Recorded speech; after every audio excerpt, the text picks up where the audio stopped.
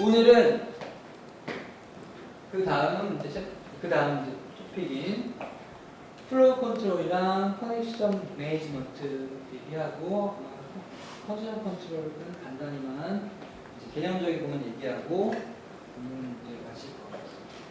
실제로 TCP 컨트롤에 대한 동작은 아마 다음 시간에 얘기할 거예요. 아마 다음 시간에 그냥 다 마칠 것 같은데 저도 수요일날 샘플 문제 같은 거 할 거예요. 플로우 컨트롤이 무엇이냐? 이제 TCP에서 가장 중요한 기능을 뽑으라고 하면 세 가지가 reliability 그 다음에 플로우 컨트롤 컨트롤인데 사실 플로우 컨트롤이 매우 중요한 기능이긴 하지만 동작 자체는 너무나 단순해서 직관적이어서 사실 길게 얘기할 게 없어요. 즉 플로우 컨트롤은 뭐냐?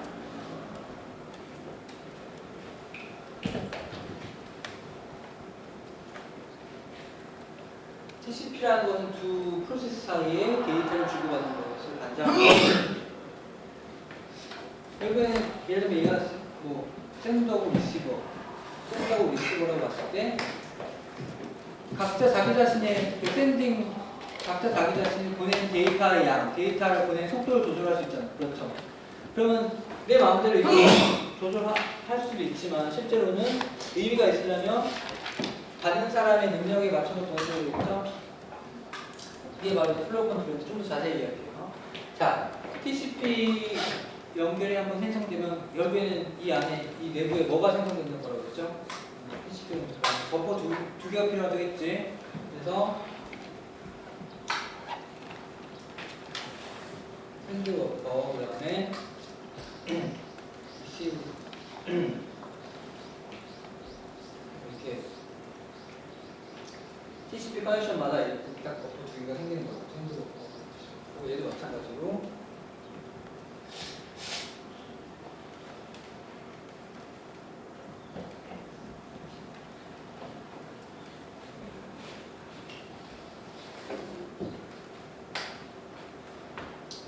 그래서 이 샌드 버퍼의 사실 양만큼 여기서 이제 준비하고 있는 거고 샌드 양만큼 준비하고 있는 거고 리시브 버퍼의 의미는 뭐냐면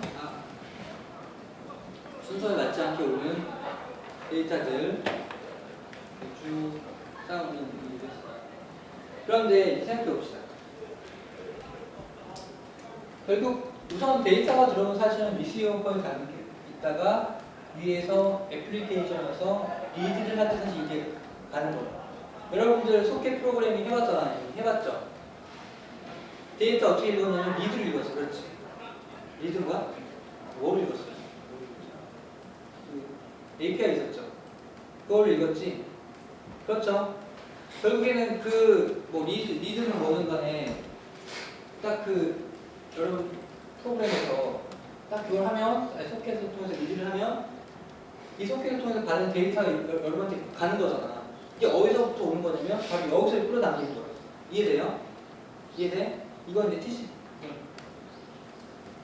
TCP고 이 위에 이제 여러분들 돌아가는 여러분 프로그램이 있어요. 여기서 리드를 하면 여기 있던 게 쭉 빨려가는 올라가는 거.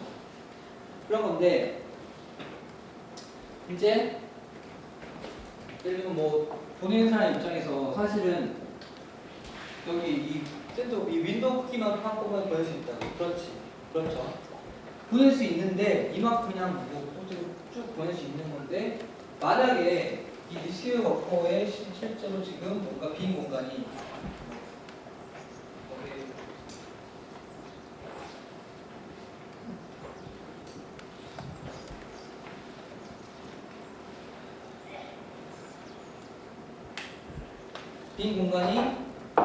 이만큼밖에 없었다. 그러면 이거 보낼 의미 없지. 다 떨어져 나가죠. 그래서 실제로 이 샌더가 보낼 때는 이 빈 공간만큼만 보내줘야지 의미가 있는 거잖아.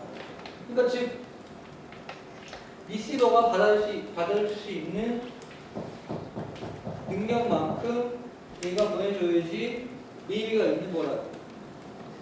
그게 바로 그냥 말 그대로 플로우 컨트롤이에요. 즉 물기를 쫄쫄 보내는데 그 물의 양을 그 플로우의 그 크기를 이에 맞춰서 컨트롤해 주겠다. 이게 바로 플로우 컨트롤. 결국에는 실제로 보내는 양을 조절하는 건 얘지만 이건 결국 누구에서 좌우받게 되는 거야? 리시버의 이 크기에서 좌우받게 되는 거야. 그래서 결국엔 이거는 플로우 컨트롤은 이제 그래서 이제 리시버 드리븐이라고 얘기해요. 왜냐하면 결국에는 리시버의 요 크기만큼 샌더가 보내야 되기 때문에 리시버가 결국엔 조절하는 거예요. 그럼 이거를 샌더한테 알려줘야지. 즉 내가 지금 얼마만큼 빈 공간이 있는지를 알려줘야지 샌더가 이만큼 보내주겠죠. 그렇지? 그러니까 이걸 항상 리포트 해줘야 되는데 이 얼마큼 여기 비가는 리포트 해줘야 되는데 이게 어디에 담겨서 가냐면 TCP 세그먼트의 헤더 부분에 리시브 버퍼 사이즈라는 필드가 있어요. 근데 여기에 이제 뭐 10바이트 정보가 담겨서 가는 거예요. 여러분들 TCP 헤더의 필드 기억나죠?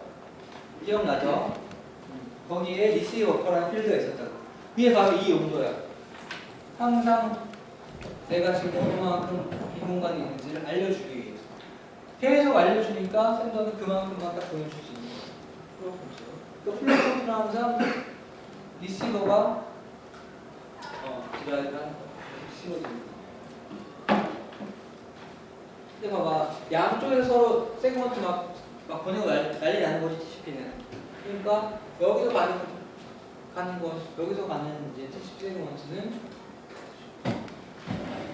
이거의 빈 공간의 크기를 항상 알려주는 거예요. 계속 리포트 해주는 거야. 이해돼요? 그렇지. 질문. 자, 플로우 컨트롤 얘기 다 했어. 이게 다예요. 정말 직관적이고 단순하죠? 왜? 그 이유는 뭐야? 아니, 플로우 컨트롤하는 건 리시버의 빈 공간만큼 보내줘야 되는 게 핵심인데 리시버가 직접적으로 이걸 리포트 해주고 있으니까 뭐 어려움이 있어 없어? 없죠? 없다고. 정말 직관적이고 그냥 단순한 거. 문제 해결이 너무 쉬워. 이게 끝이야. 그래서 보세요. TCP가 하는 중요한 기능이 Reliable Data Transfer 그리고 플로우 컨트롤, 컨트롤을 했는데 플로우 컨트롤에 지금 비중이 어떻게 됐어? 이상이 여기 막 서브챕터로 들어가 있지? 이거 들어가. 아주 중요한 기능이긴 한데 너무나 단순해서 그렇게 이상적이에요. 근데 매우 중요한 기능이에요. 유언이 단순할 뿐이야. 왜냐면 리시버가 그냥 스프릿하게 PDB로 딱 줘버리니까 그만큼 건데. 속도를 조절하는 거야. 학생 이름 뭐죠? 김영준 학생이 지금 물어봤어. 플로우 컨트롤이 속도를 조절하는 겁니까? 아니면 보내는 양을 조절하는 겁니까? 이거에 대한 대답을 할 수 있는 학생이 보내는 양인지.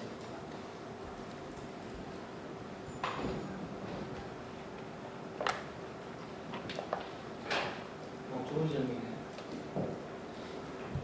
그럼 이렇게 질문해. 그럼 보내는 양이라는 의미와 보내는 속도라는 것은 어떤 차이이죠? 무슨 차이?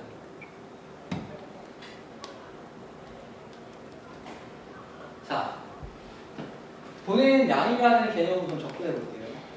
보내는 양이라는 건 내가 한꺼번에 이만큼 보내는 거지. 근데 딱 보내고 마는 게 아니라 계속 이만큼 계속 보내는 거잖아. 그렇죠. 그러니까 지금 생각해보면 내가 계속 많이 보낸다. 그러면 예를 들면 1초로 계속 한 번 보내는 건 딱 순간인데 1초라는 어떤 쭉 타임 유닛을 가지고 계속 쭉 계속 많이 보내면 결국 그게 뭐야? 계속 보내는 양이 많은 건 뭐냐? 우리 속도를 어떻게 표시하죠? 우리가 데이터를 보내는 속도를 표시할 때 보통 뭐 bps 이런 거 10 메가 bps 또 이렇게 표시하지. 이게 속도죠. 데이터 보내는 속도. 10 메가 bps bit per second. 1초 동안 얼마 데이터를 보낼 거냐. 그렇지? 단위 시간당 내가 데이터를 얼마 보낼 거냐. 단위 시간당 내가 보내는 데이터 양이 많으면 뭐가 높은 거야?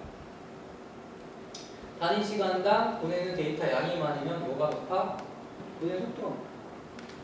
이해되죠? 그러니까 즉 내가 이 사이즈를 항상 크게 해서 계속 보내면 단위 시간 동안 보내는 양이 많기 때문에 속도가 높은 거예요.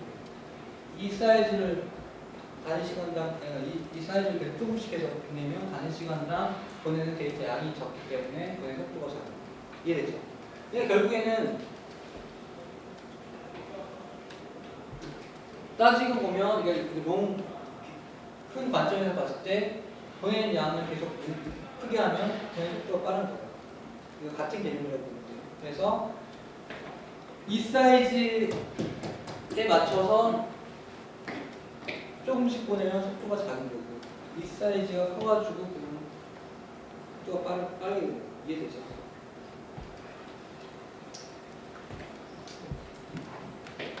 자, 그래서 우선 플로우 컨트롤 자체는 직관적이고 이해가 쉽죠? 네. 방금 한 얘기가 그냥 여기 슬라이드 주장입니다. 다 얘기했어. 그냥 이렇게 저기 쓸데없는 나와 있는 결국에는 이 공간 계속 붙여줄게요. 플로우 컨트롤 얘기 다 했는데 마이너한 이슈로 하나만 더 짚고 넘어갑시다. 직관적이긴 한데 자.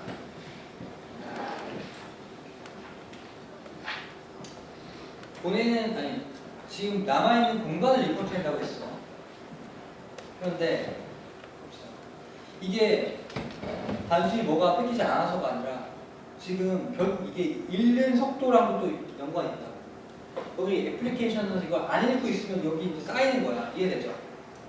그래서 뭔가 이게 안 읽던지 아니면 뭔가 이제 프로세서가 다른 일에서 막 뭔가 바빠가지고 여기 이제 쌓이기 시작했다고 쳐봐. 그래서 이제 이게 다른데 공간이 별로 없어. 뭐 10바이트 이렇게 막 갔다. 그러면 10바이트가 리포트 했으면 얘가 얼마만큼 줘야 돼? 샌더는 얘는 얼마만큼 줘야 돼? 그럼 10바이트 줘야 되지. 2바이트면 그렇지. 근데 이제 뭐 계속 안 읽는 건데 너무 딴 데 하나 바꿔가지고 이거 막 차여가지고 여기에 이제 빈 공간이 하나도 없어. 그럼 몇 바이트야? 빈 공간이 하나도 없으면 몇 바이트 가야 돼? 0이지. 자, 그럼 빈 공간이 하나도 없으면 0으로 해가지고 0바이트에서 이제 리포트 될 거라고. 그럼 어떻게 돼? 0바이트 리포트 했으면 어떻게 돼? 쟤는 어떻게 돼? A. 그렇지, 멈춰야지. 보내면 안 되지. 빈 공간 없으니까. 그렇지? 그 다음 상황. 자, 이렇게 해서 극단적인 예로 B라는 애는 말 그대로 애플리케이션에서 보낼 데이터는 없는 애야. 그냥 재료부터 갖기만 한다 이라고 쳐봐. 애플리케이션 보낼 데이터는 없어. 그러니까 얘는 나가는 실제로 자기가 액티브하게 나가는 거죠. 그럼 이런 상황에서 그래서 리시브 버퍼 공간 0이라고 나왔어. 그러면은 A의 행동은 뭐냐면 가만히 멈춰야 되지. 보내면 안 되지. 그럼 그 다음 상황은 어떻게 되는 거야? 그 다음 상황은 어떻게 돼? 리시브가 0이 자기가 생길 때까지 버퍼 사야 그래서 A의 행동은 0을 받았으니까 B가 공간이 생길 때까지 기다려야 되는 게 맞지? 그렇지. 그거 안 보내고 있는 거지. 근데 방금 얘기했지. 극단적인 경우가 B는 보낼 데이터가 없어. 애플리케이션 내에. 그럼 얘는 어때? 가만히 있지. 언제까지? 저기서 뭔가 올 때까지. 근데 쟤는 지금 가만히 있을 거 아니야. 근데 그 사이에 예를 들어 B에서 막 데이터를 읽었어. 그럼 여기 이제 빈 공간이 생기지. 뭐 100이라는 거 생기지. 근데 그거를 얘가 알아 몰라? 모르지. 저기 빈 공간 생기는데 지금 모르겠다고. 왜? 무슨 0이라고 리포트 돼 있으니까. 그렇잖아. 이 상황이 지금 이해돼요? 상황이 이해되지? 더 이상 진전이 안 되는 상황이잖아. 이해되는 사람 상황. 어떤 상황? 이해되지? 그래서 지금 이 플로우 컨트롤이라는 개념 자체가 굉장히 익스프리스하게 피드백이 가서 좀 직관적이긴 한데 이런 이제 코너 케이스가 있다고. 이런 코너 케이스를 이제 실제 TCP의 플로우 컨트롤에서 어떤 식으로 이제 해결을 하냐면 상대방으로부터 피드백이 왔는데 그게 리시버가 0이었어. 공간이 하나도 없었어. 그러면 얘 행동 어떻게 하냐면 그냥 꾹 담고 가만히 기다리는 게 아니라 기다리면 이제 방금처럼 그런 상황이 벌어지는 거고 어떻게 하냐면 주기적으로 데이터를 보내. 데이터를 보내야 되는 아니야. 데이터가 아니라 주기적으로 세그먼트를 보내는데 세그먼트의 데이터 부분은 없이 아니면 완전히 데이터 부분을 한 바이트 넣던지 이렇게 해서 그냥 보내는 거야. 왜? 이렇게 아무 의미 없는 세그먼트라도 계속 찔러줘야지 뭐가 와. 이거 왜 보내는 거예요? 이거를 그러니까 데이터 실제 얘는 보낸 데이터가 많아도 이거를 보낸 데이터를 보내는데 그냥 아주 데이터 조금만 다 집어넣어가지고 1바이트씩 집어넣어가지고 주기적으로 보내준다. 왜? 그래야지 여기 꽉 차있든 안 차있든 간에 얘가 이거에 대한 F를 보낼 거 아니야. 왜? F에 뭐가 담겨? 현재 상황을 담을 수 있으니까. 이해돼요? 그러니까 상대방으로부터 이게 왔는데 상대방이 0이래. 상대방 지금 리시버가 비공 하나도 없대. 0이래. 그러면 나는 그냥 가만히 멍하니 기다리는 게 아니라 그냥 의미 없는 이 세그먼트라도 내가 주기적으로 툭 찔러줘야 된다. 왜? 찔러줘야 상대방이 자기 상황을 지금 이거 F에다가 이 리시버에 담아봐. 이거 하잖아. 그래서 툭 찔러주다가 언젠가는 이게 뭐 10으로 딱 이렇게 해서 안 돼. 이해돼요? 상황이 이해되나요? 네. 이렇게 그런 식으로 해서 리시버 상대방이 0일 때 액티브하고 이제 알아가는 거구나. 질문인데요. 네, 질문이요. 만약에 지금 버퍼가 영어로 F를 주잖아요. 네. 네. 만약에 어플리케이션 레이어 쪽에서 네. 그 버퍼가 0이라고 보낸 다음에 네. 저기 안에 모든 데이터 다 가져왔어요. 네. 그럼 여기 0이 아니고 풀 버퍼인데 그렇지. 영어로 준 거잖아요. 네. 그런 거는 약간 그 버퍼 어플리케이션 레이어에서 버퍼에 있는 데이터를 가져오는 거랑 저렇게 헤더를 이렇게 센터 쪽으로 보내주는 거랑 이게 시퀀스가 있는 건가요? 없어요. 그러니까 방금 한 얘기가 지금 질문이 이해되나요? 지금 질문이 뭐냐면 여기서 이제 꽉 차 있어가지고 이제 이 공간 0이라고 했는데 그 이후에 그런 걸 보여주고 바로 직후에 딱 꺼내놨다고 쳐봐. 그럼 여기 이제 이게 아주 상황이 좋아졌는데 얘는 0이라고 리포트 했으니까 방금 한 얘기 그대로야. 리포트 했으니까 얘는 지금 상대방 0이라고 알고 있는데 얘는 지금 상대방이 0이라고 알고 있는데 실제로 0이 아니잖아. 그래서 근데 지금 0이라고 리포트 했으면 멍하니 기다리고 있을 거라. 아무런 어떤 다른 메커니즘이 없다면. 이 상황을 알아야 되기 때문에 얘가 실제로 0이라고 리포트 했어도 나는 그냥 그래도 아주 작지만 그냥 보낸다고. 계속 보낸다. 보내야지 얘가 쭉 보내야지 이럴 때는 어차피 X가 오니까 X에 나 이제 빈 공간 하나도 전부 다 빈 공간이라는 거. 이제 다 1000개의 공간이 생겼다. 리포트 될 거 아니야. 그런 용도예요. 이해됐어요? 네. 했던 얘기 또 한번. 이해되죠?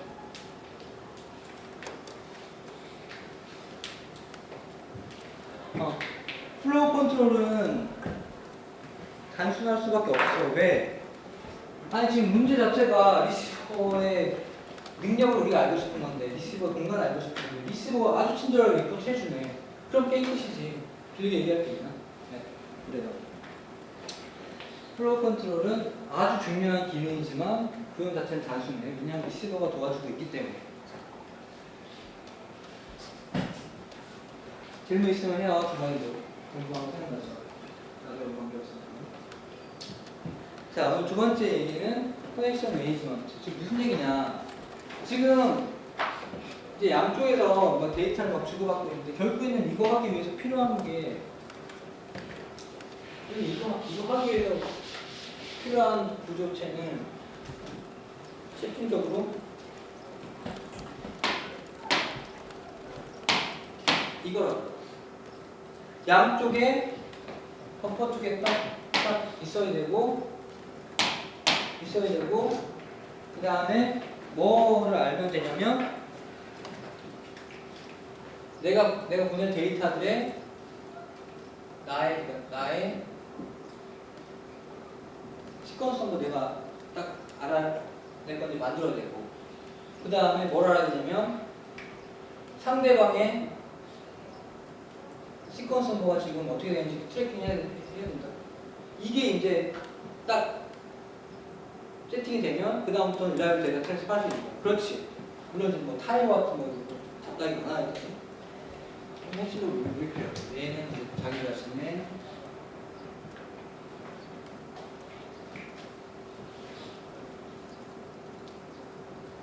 즉 TCP를 사용해서 뭐 리라이블 데이터 트랜스포를 뭐좀 하려면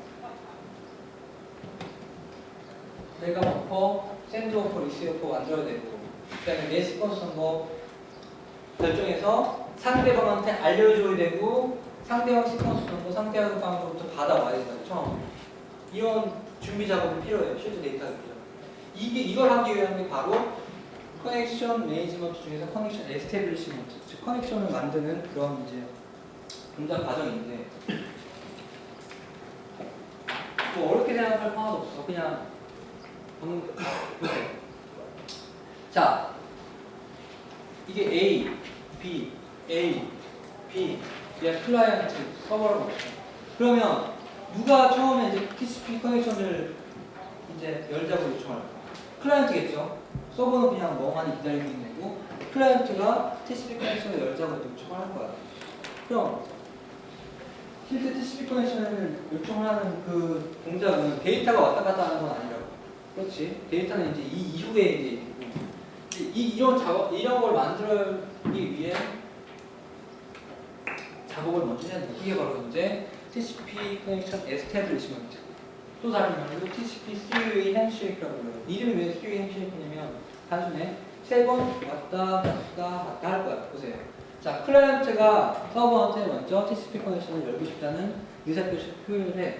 이게 바로 SYN 메시지는 SYN 세그먼트야. 이거는 그냥 컨트롤 세그먼트라고 보면 되는데 별게 아니야. 그냥 세그먼트, TCP 세그먼트인데 데이터 부분은 아무것도 없고 이 TCP 세그먼트 헤더 부분에 SYN이라는 한 비트짜리 필드가 있어요. 그 비트가 보통은 다 0인데 이때만 딱 1 세팅돼. 그러면 이제 이게 SYN 패킷인 거예요. SYN 패킷이라는 건 결국에는 너랑 TCP 커넥션을 연결하고 싶다는 의미예요. 그러면서 당연히 나의 시퀀스 넘버, 첫 시퀀스 넘버를 상대방한테 알려줘야 된다. 그게 바로 여기 담긴 거야. 시퀀스, 내 시퀀스 넘버. 시퀀스 넘버 뭡니다.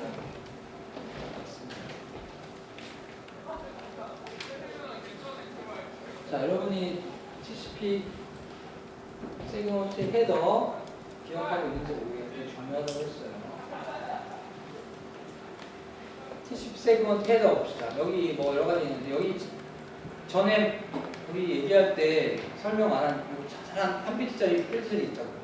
지금 여기 이런 한 비트짜리 필드들 중에 하나 얘기하는 거예요. S라는 게 있죠.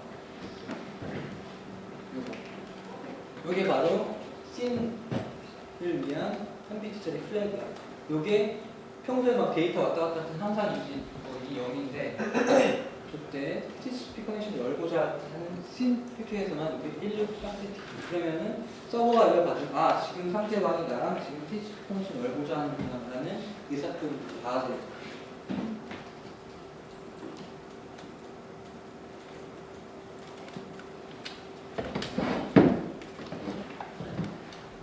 그래서 이 SYN 패킷의 역할은 TCP 커넥션 열고 싶은 의사표현과 그 다음에 또 하나 뭐야? 나의 시퀀스 정보를 상대방한테 알려주는 거지? 그렇지? 알려주고 있어요.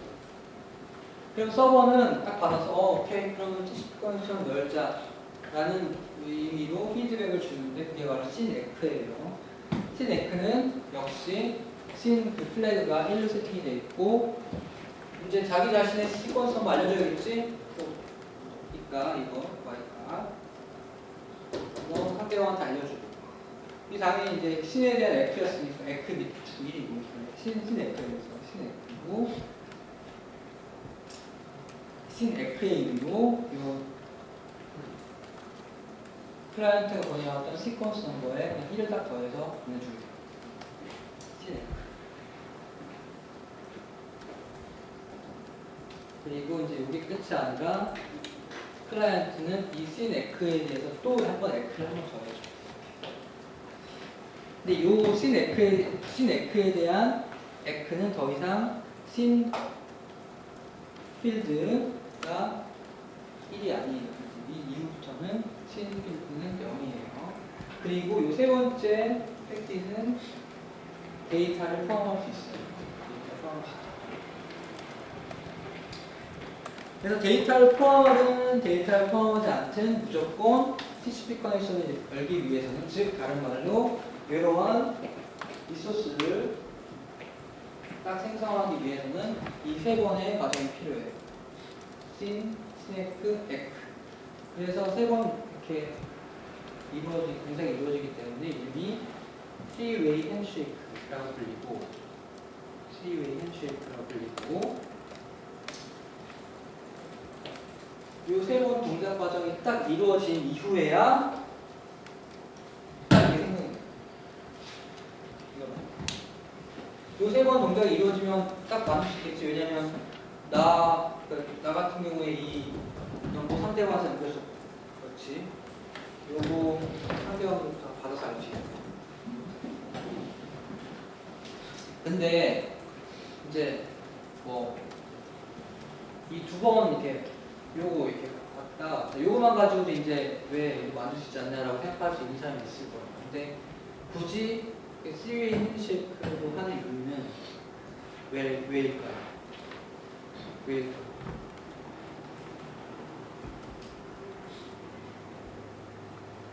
클라이언트 입장에서 한번 생각해 보시고 서버 입장에서 한번 생각해 보세요.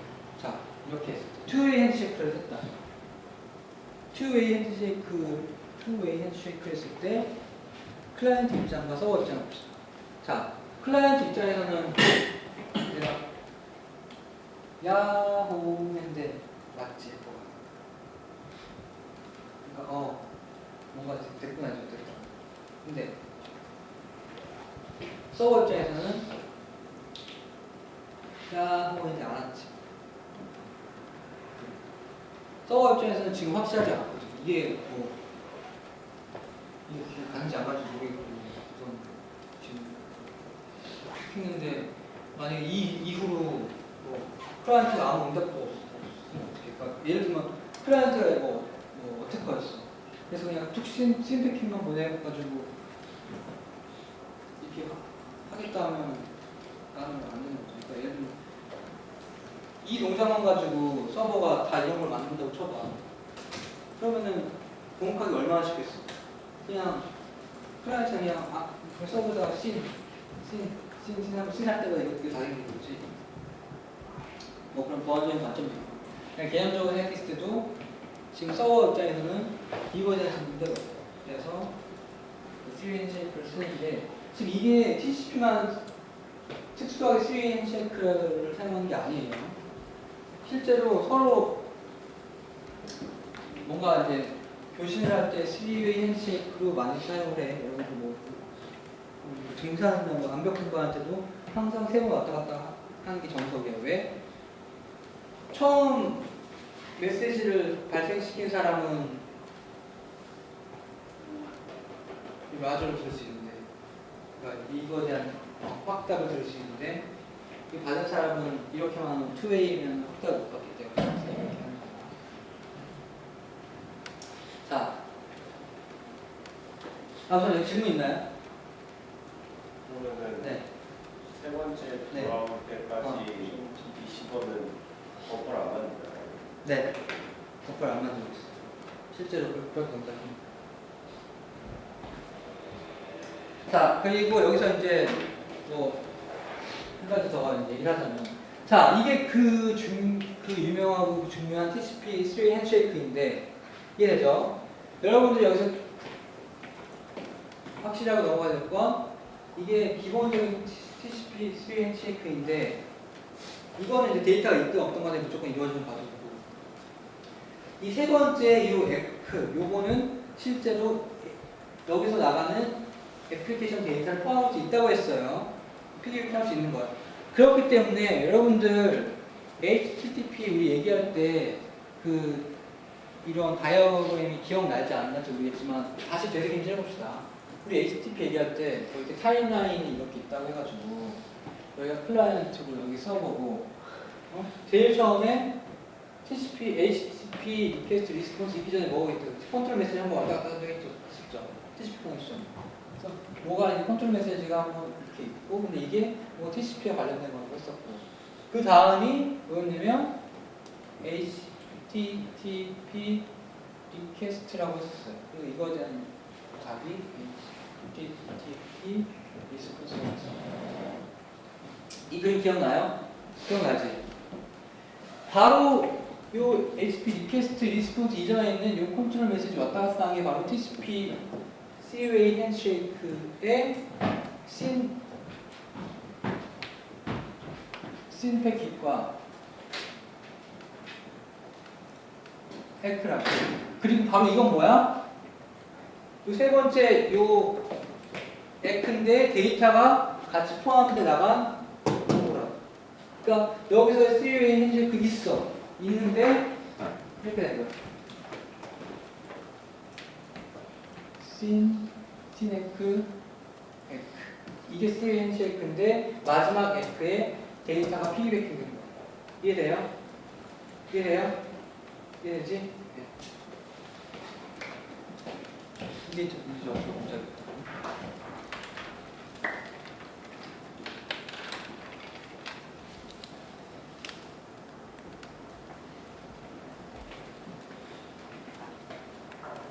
자, 그래서 이런 커넥션 에스테빌리시를 통해서 양쪽이 정확 자료들을 생성하고, 이 이후로는 상대방의 시퀀스 정보도 알고 내 시퀀스 정보 상대방이 알기 때문에 리라이블 데이터 트랜스퍼를 잘 할 수 있는데, 쭉 하다 보면 언젠가는 내가 보내고자 하는 애플리케이션 데이터를 다 보내겠죠. 보내고 나면 빨리 이제 시퀀션을 끊는 거야. 그러니까 이거 했던 거를 다 자료 있을 수 있고 다 릴리즈 시켜야지 내가 유용해서 할 수 있잖아요. 릴리즈 시켜야 되는 거야. 그래서 이제 TCP 커넥션을 클로징하는 작업이 필요해요. 이게 바로 이제 커넥션 클로즈인데, 뭐 이건 더 단순해. 자, 예를 들면 클라이언트가 먼저 자기가 보내고자 하는 애플리케이션 데이터 다 보냈어. 그러면 더 이상 할 게 없지. 그러니까 핀이라는 세그먼트를 보내. 이거는 또 별게 아니라 그냥 데이터뿐 아무것도 없이 여기 핀이라는 1비트짜리 플래그가 1인 거야. 1비트짜리 플래그 1인 거야. 핀 보내고 이거에 대한 에크 주고. 근데 클라이언트가 이제 핀을 보냈다고 해서 서버도 이제 뭐 다 뭐 끝나는 게 아니라 얘도 자기 자신이 하고 보내고자 하는 데이터는 있겠지. 그러니까 서버가 핀을 보낸 건 아니에요. 클라이언트가 핀을 보낸 거는 클라이언트가 이제 보낸 데이터가 없다는 얘기고, 지금 내가 보낸 데이터가 남아있으면 계속 보내다가 다 보냈으면 이제 나도 핀을 보내면 이제 끝나는데, 보세요. 클라이언트 입장에서 나는 이 핀을 보냈다는 얘기는 내가 보낸 데이터는 이제 다 보냈어. 보냈기 때문에 이제 상대방으로부터 데이터만 받고 이제 끝나면 이제 쭉 데이터 받다가 상대방으로 데이터를 다 보내려고 해서 핀이 왔어. 그럼 이제 진짜 끝이지. 진짜 끝이고 이 핀에 대한 에크 보내고 나한테 끝내고 이거 다 릴리즈 시키고 집에 가면 되는데, 여기 보니까 흥미롭게도 여기 뭐 타임도 웨이시라고 있네. 이게 무슨 얘기냐면, 클라이언트가 나 데이터 다 보내고 에크 받았고, 이제 서버로부터 네가 받을 때 데이터가 더 이상 없다고 핀이 와서 에크까지 보냈는데, 이 이후에도 이 자료 구조랑 내 TCP/O를 계속 긴장 상태를 원래 상태 유지하면서 릴리즈시키지 말라는 얘기야. 한동안 이 시간 한 30초 돼요. 몇 초 몇 초 후에. 몇 초 동안은 기다리는 얘기야. 왜? 항상 뭐 그렇지. 이제 이쪽 좀 시나리오 봐서 알겠지. 뭔가 코너 케이스가 있기 때문이다. 근데 한쪽으로 와서는 나 보낼 데이터 다 보냈고, 에크 받아. 상대방도 보낼 데이터 다 받았어. 상대방도 보낼 데이터 이제 없대. 그러니까 에크까지 보냈으면 나중에 가면 되는데 그냥 기다리는 거야. 지금 어떤 코너 케이스 때문에 저렇게 하냐면 생각해 보세요. 만약에 요 에크가 유실된다고 칩시다. 요 에크. 요 에크가 유실되면 어떤 일이 발생할까요? 자, 이 에크가 유실됐다. 그러면 서버는 어떻게 해요? 이거 못 땄는데 어떻게 해요? 서버에 행동. 핀 보냈는데 에크 받아야 되잖아. 근데 에크가 안 왔어. 타임아웃 되니까 또 다시 보내지. 근데 타임아웃 되니까 다시 보냈는데 예를 들어 얘 철수했어 봐. 핀 계속 타임아웃, 핀 타임아웃, 핀 타임아웃, 핀 타임아웃. 안 되죠? 그러니까 얘는 하나 대기해야 된다고. 대기해야 돼. 에크가 정말 확실히 갈 때까지. 그러니까 확실히 에크 갈 때까지라는 건 이 에크에 대한 에크가 안 오기 때문에 모르기 때문에 그냥 이게 어느 정도 이제 기다리는 겁니다. 언제만 이게 갈 때는 거예요. 서버의 타임아웃 시간만큼 네? 서버의 타임아웃 시간만큼 네. 서버의 타임아웃 시간을 모르죠. 타임아웃 그 밸류는 각자 자기 자신이 측정하는 그때마다 다른 값이죠. 그러니까 알 수가 없지. 그러니까 그냥 널널하게 그냥 맞은 기대. 좋은 질문합니다. 자, 지난 시간에도 얘기했지만 타임아웃 밸류는 고정된 값이 아니라 항상 변하는 값이라고 했죠.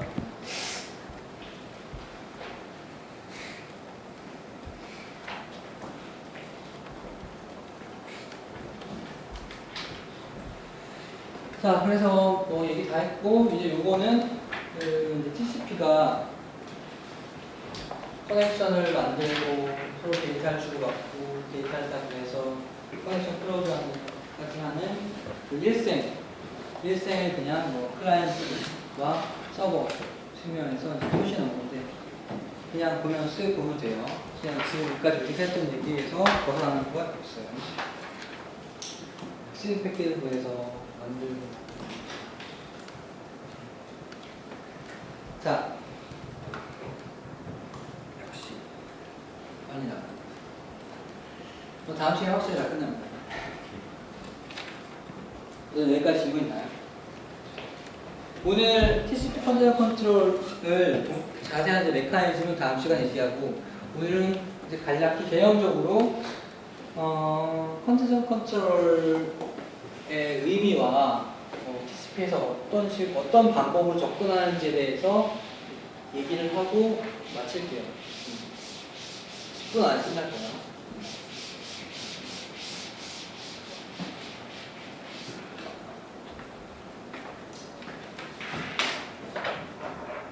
TCP의 가장 중요한 기능이 Reliable Data Transfer, Flow Control, 컨테이너 컨트롤을 했는데 Reliable Data Transfer는 무엇인지 알았고 어떻게 동작하는지 우리가 됐어요. Flow Control은 우리가 오늘 아주 단시간 내에 동작을 봤어. 단순해. 결국 센더가 보내는 양, 센더가 보내는 속도는 자기 자신이 조절은 하지만 실제로 이건 누구의 지배받느냐면 여러 가지 사람들이 이제 지배받는데 첫 번째 그 지배자는 얘였어. 두 번째 지배자는 누가 되냐면 얘랑 얘 사이에 실제로는 가운데 뭐가 있냐면 네트워크라는 어떤 무형의 인프라가 있는 거지. 그러니까 즉 실제로 얘 샌딩 레이트는 자기 자신이 조절하지만 이거는 누구만큼 맞춰줘야 되는 게 합리적이냐면 받는 사람의 능력과 그 다음에 중간 전달자들의 능력에 맞춰서 이게 맞다고. 그런데 그러면 이렇게 봅시다. 실제로 이제 얘의 보내는 속도, 즉 보내는 양은 얘에 의해서도 좌우되고 지금 중간에 있는 왼쪽에 의해서도 좌우되는 게 상쪽으로 맞잖아요. 그러면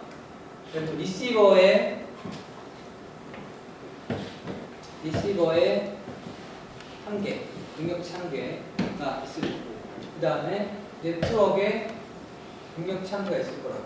그렇지. 그럼 우리는 어디에 맞춰줘야 되는 거야? 리시버에 맞춰줘야 돼. 자, 리시버는 지금 예를 들어 10을 받을 수 있고 10만큼 받을 수 있고 내 쪽은 지금 20만큼 처리할 수 있어. 그럼 뭐에 맞춰줘야 돼? 얘에 맞춰줘야 되는 거지. 근데 지금 리시버는 10만큼 받을 수 있고 네트워크는 한꺼번에 5만큼 처리할 수 있어. 5만큼 지금 넘길 수 있어. 그럼 뭐에 맞춰줘야 돼? 그러니까 이 둘 중에 뭐에 맞춰야 돼? 그렇지. 항상 샌더에 보내는 양, 보내는 속도는 이 둘 중에서 더 상태가 안 좋은 양한테 맞춰야 돼. 그러니까 즉 각각의 상태가 어떤지, 이 중에 누가 더 상태가 나쁜지를 계속 트래킹을 해야지 우리가 제대로 된 알맞은 속도를 맞춰서 보낼 수가 있다. 그런데 요 상태 우리가 알 수 있나? 이 리시버 상태 알 수 있어요? 있지. 정확하게 리시버 상태를 아주 정확히 알 수 있다. 해주니까. 그런데 이 네트워크 상태는 우리가 알 수가 있냐 없냐가 사실 첫 번째 의문이야. 얘의 상태는 알 수 있어. 왜냐면 얘가 아주 직접적으로 피드백 해주기로 했으니까. 근데 얘의 상태는 어떻게 알 수 있냐라는 게 의문인데, 왜 의문이냐면 얘는 구체적으로는 이게 딱 존재가 있으니까 얘가 국제 존재인데, 얘는 어떻게 보면 한 애가 아니라 어떤 무형의 어떤 집합체잖아. 그러니까 이게 사실 확실하지가 않다고 해서 어떻게 되는지. 그렇죠. 지금 그런 상황. 그래서 결론이 이거야. 결론은 어쨌든 얘 둘을 상태를 알아서 그 중에 항상 상태가 나쁜 놈도 내가 맞춰주는 게 핵심인데, 이 상태는 우리가 어떤 메커니즘을 통해서 알 수 있냐면, 무슨 메커니즘? 플로우 컨트롤 메커니즘을 통해서 알 수 있어. 얘 상태는 우리가 이제 컨제션 컨트롤이라는 걸 통해서 이제 알아내야 된다. 그게 바로 컨제션 컨트롤이 하는 일이야. 네트워크 상황에 맞게 우리가 지금 네트워크 상황이 어떤지 알아내서 이 둘 중에 자동으로 맞춰주는 게 컨제션 컨트롤이 하는 일이에요. 근데 이제 오늘은 뭐 개념적인 얘기만 하기로 했으니까 뭐 이제 테크니컬한 거 떠나서 그냥 개념적으로 계속 컨제션에 대해 생각해 봅시다. 결국에는 A와 B 사이에 데이터의 전송인데, 그 중간에 이런 어떤 무형의 더 큰 의미로 뭐 인터넷이라는 게 이런 상황이에요. 자, 이 네트워크라는 거가 누구 거예요? 김영준이야? 김영준 건가? 아니지. 이거 누구 거지? 이거 주인 있어? 주인 없어. 이거 퍼블릭 인터넷이죠. 공공이야, 공명. 우리 도로랑 똑같아. 차도. 이거 주인 있는 게 아니지? 다 차 달리죠? 그런 거 똑같다고. 자, 이런 공용 리소스에 많은 컴퓨터들이 붙은 상황인데,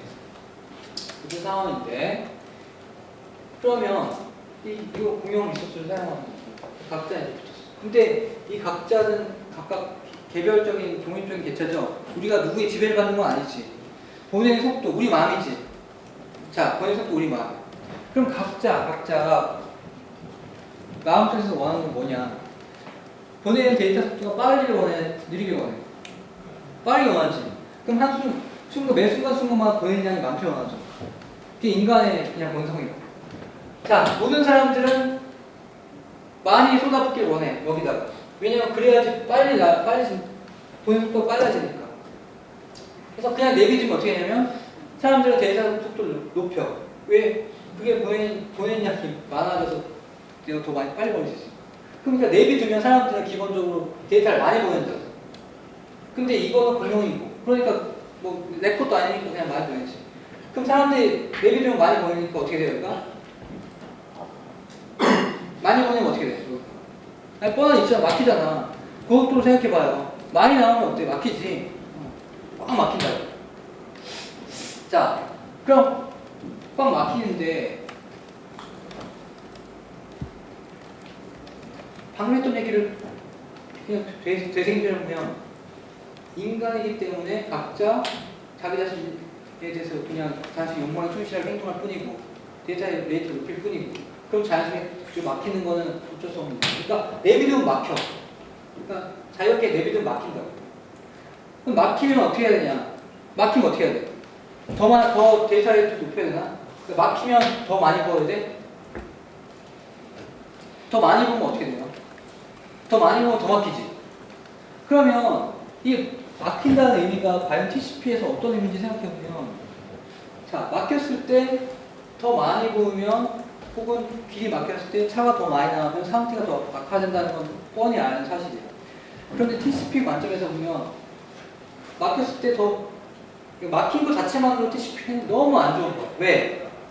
TCP는 이 네트워크가 막히려면 더 네트워크를 악화시킬 수 있게 행동을 해요. 왜일까? 네트워크가 막혔다. 그러면 자 네트워크가 막혔어. 그럼 패킷이 잘 가 안 가? 안 가지. 그럼 예를 들면 가다 다 떨어지지. 그럼 TCP는 어떻게 행동해? 패킷이 떨어졌다. 그럼 어떻게 행동해? 다시 재전송하지. 그러면 얘가 실제로 보내고자 하는 애플리케이션 데이터가 10MB/였다. 이거 막혀 있으면 잘 안 가지. 그럼 얘 재전송하지. 재전송이랑 같은 데이터 두 번 보내는 거지. 재전송 한 번만 이게 더블 되니까 터지지. 그러니까 실제로 보내는 데이터 양보다 더 많이 보내게 된다고. 그러니까 상태가 계속 악화되는 거야. 재전송. 실제 재전송 없었으면 그냥 10MB라는 데이터만 네트워크에 흘러갔을 텐데 막혀있으니까 재전송한다고 더 악화해서 더 많은 데이터가 나오는 거야. 근데 그러니까 더 막히지. 그래서 TCP란 거는 네트워크가 막히면 이 무너질 수밖에 없는 구조예요. 네트워크가 막히면 TCP는 그냥 콜랩스 되는 거예요. 재전송하기 때문에 망하니까. 그래서 이거 어떻게 되냐? TCP가 제대로 이게 성공적으로 하려면 네트워크가 막히면 안 돼. 그러니까 TCP의 목적 중에 TCP가 해야 될 일 중에 하나는 뭐냐면 네트워크가 막히지 않게 해야 돼. 네트워크 막히면 망하지.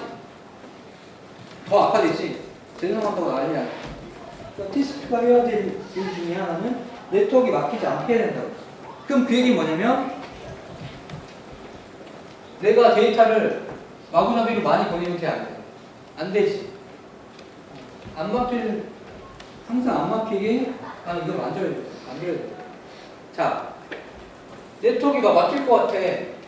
그럼 나 데이터 레이트를 줄여야 된다. 누굴 위해서? 데이터 보내는 속도를 줄여야 돼. 누굴 위해서요? 다 자신을 위해서. 각자 자신을 위해서 데이터 레이트를 줄이고 그게 크게 보니까 서로를 위하는 길이 되는 거예요. 그러니까 TCP라는 건 어떻게 보면 각자 독립적으로 동작을 하되 굉장히 서로를 양보하고자 하면서 내 자신을 생각하는 그런 메커니즘이에요. 내가 보내는 속도를 줄여야지 나도 살고 너도 사니까. 물론 이 와중에 UDP 같은 무업자도 있겠지. 걔네들 어떻게 해? 그냥 이런 거랑 상관없이 막 쏟아붓는 거야. 근데 그 대신 걔네들은 릴라이빌리티가 없으니까 살길 찾는 거고. 어쨌든 그렇습니다. 그래서 핵심은 TCP는 이 네트워크가 막히게 해서 안 되기 때문에 네트워크가 뭔가 상황이 안 좋을 것 같으면 자기 자신이 보내는 양을 줄이고 네트워크 상황이 괜찮다 싶으면 자기 자신이 보내는 양을 늘리는 방식으로 동작을 해요. 그게 바로 이제 TCP의 컨센서 컨트롤 메커니즘의 핵심인데 이해되죠? 근데 방금 얘기한 거는 말 그대로 정말 개념적인 얘기였어. 왜? 그럼 과연 네트워크 상황이 안 좋아지면 데이터를 낮춘다고 했고 네트워크 상황이 뭐 좋아지면 높인다고 했는데 그럼 네트워크 상황이 좋아지고 안 좋아지는 건 어떻게 할 건데? 어떻게 할 거냐고. 이제 테크니컬하게 하는 얘기예요. 과연 이걸 어떻게 할 거냐고. 아까 말했던 플로우 컨트롤 같은 경우에는 리시버가 익스플릿하게 피드백을 주니까 뭔가 알지. 지금 이거 같은 경우에는 뭔가 네트워크 상황이 좋아지는지 나빠지는지에 대한 뭔가 내가 이 정보가 있어야지 내가 판단을 할 텐데 그 정보를 누가 줄 거냐 이거죠. 그래서 이거 자체도 사실은 굉장히 큰 디시전인데 우선 뭐 이 얘기는 다 했던 얘기예요. 버퍼 어쩌고 크게 이제 두 가지 접근 방식이 있다. 누가 정보를 줄 거냐에 대해서. 이 방식과 이 방식인데, 자, 네트워크 어시스티드 컨디션 컨트롤이 무슨 얘기냐면, 이 네트워크에서 나한테 이러한 정보를 주겠다는 얘기예요. 즉, 네트워크는 이 안에 라우터도 있겠죠? 라우터들이 현재 자신의 뭐 큐에 들어있는 상황 같은 거나 뭐 그런 상황을 직접적으로 나한테 알려줘가지고 내가 지금 네트워크 상황이 없으니까 내가 데이터를 조절하겠다. 그게 정말 뭐 천국 같은 얘기지. 그러니까 이건 이제 어떤 프로포절이고 현재 입장에서는 구현이 안 돼 있어요. 저거. 왜냐?